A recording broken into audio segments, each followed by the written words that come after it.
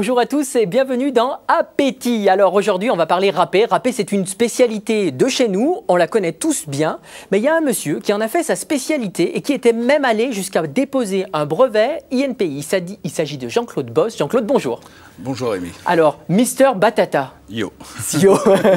Ça c'est une belle histoire. Vous êtes un défenseur de la râpé parce que vous avez des origines qui baignaient, si on peut dire, dans la râpé, c'est ça? Oui. Bah oui, puisque mes parents avaient une auberge où ils travaillaient beaucoup la râpé. D'accord. Donc après ça s'est un peu perdu tout ça. Et là j'ai voulu à travers ce concept redonner la valeur au râpé du Pilat. Parce qu'il y a quand même une confidence entre plusieurs râpés, tout ça. Et en travaillant sur le concept, on est arrivé à maintenant avoir 250 dérivés de la râpé garnie jusqu'à...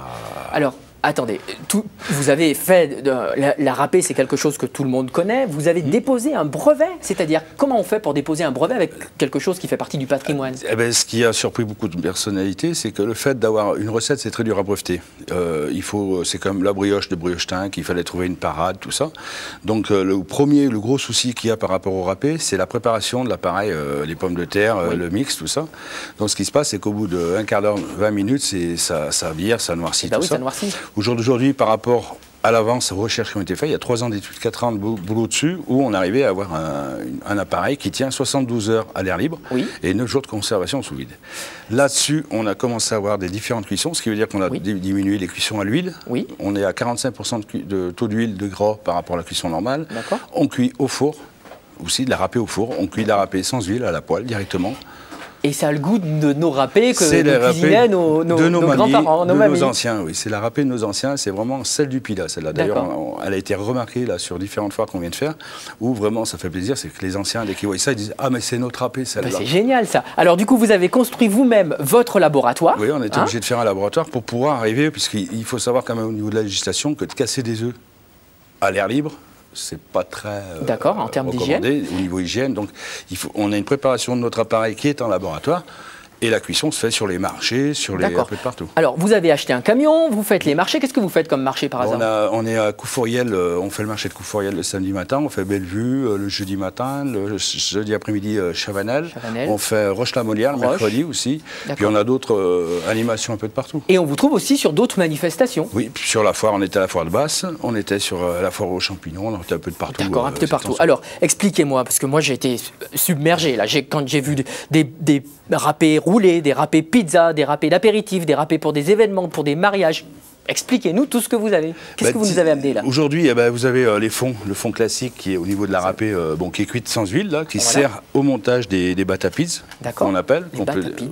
Après, nous avons la même cuisson qu'on peut rouler et faire des... Là, on fait un clin d'œil aux jeunes puisqu'on leur faisait les clinquis, ou alors on a les roulés ASS, on n'oublie pas, qui sont verts, qui sont aussi avec vous mettez quoi dedans? Godivo, et c'est un boucher local aussi, M. Bessette, là, qui est de la Haute-Loire.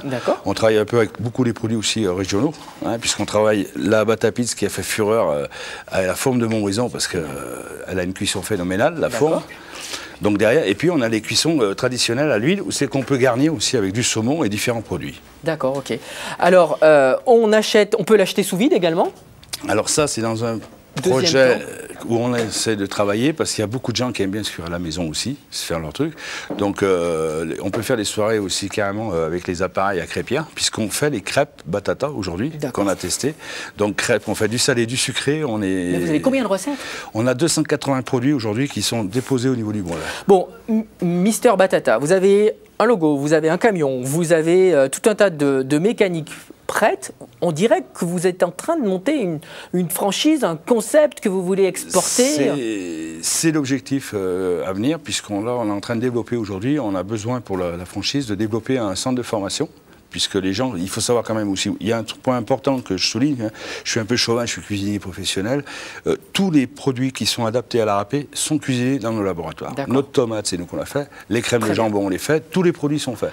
Il n'y a pas de... Par exemple, on ne travaille pas certains dérivés de fromage, on travaille avec de l'emmental et de la mozzarella aussi. Très bien, ok, donc c'est des produits naturels, sains, faits par un cuisinier et avec tout un tas de concepts. Donc c'est vraiment quelque chose d'extraordinaire. Si vous voulez en savoir plus, www.batata-larapé et évidemment, .fr, sauf qu'il n'y a pas d'accent. batata-larapé.fr. Voilà, merci beaucoup Jean-Claude. Je te remercie Rémi. À très bientôt, merci à tous, au revoir et bon appétit, régalez-vous.